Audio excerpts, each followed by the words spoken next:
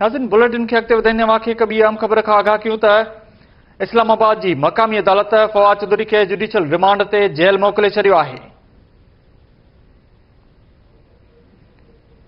अवांखे update कयूं त election commission जे वकील फवाद चौधरी जी वधीक जिस्मानी रिमांड जी इस्तदा न कई। अवांखे अहम ख़बर ॾियूं त अहम केस जी ॿुधणी कई वई आहे।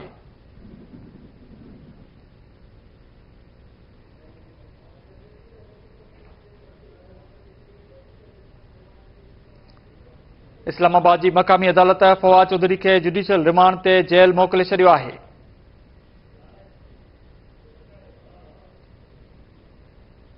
अवांखे अपडेट कयूं त इस्लामाबाद जी मक़ामी अदालत फवाद चौधरी खे जुडिशियल रिमांड ते जेल मोकिले छॾियो आहे।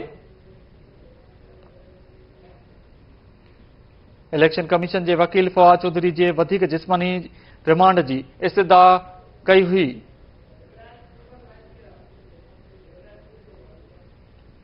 इन हवाले सां वधीक तफ़सीलनि लाइ असां सां लाइन ते मौजूदु आहे इस्लामाबाद मां केटी न्यूज़ जो रिपोर्टर इब्राहिम कुंबर। जी इब्राहिम, अपडेट कजो।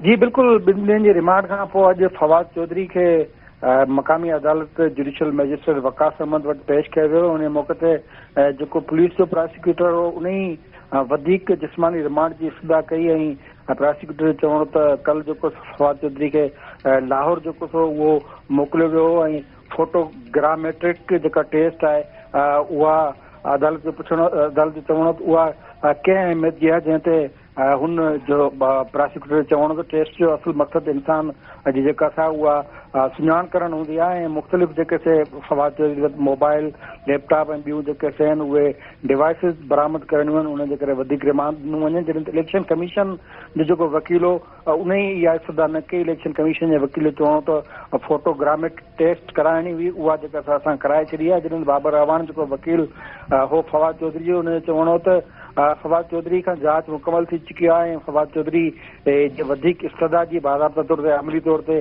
का बि इस्तदा न आहे कई हुई। उनजे करे जिस्मानी रिमांड ॾियण जी का बि ज़रूरत न आहे। जुडिशियल रिमांड जेको सो उहो ख़ुदि जेको हिकिड़ो रिमांड आहे ऐं फवाद चौधरी खे ज़्यादती थियण न ॾिनी वञे। उन ई बद अदालत फवाद चौधरी खे जुडिशियल रिमांड ते जेल मोकिले छॾियो आहे। जी, वॾी महिरबानी अपडेट करण लाइ इब्राहिम कुंबर।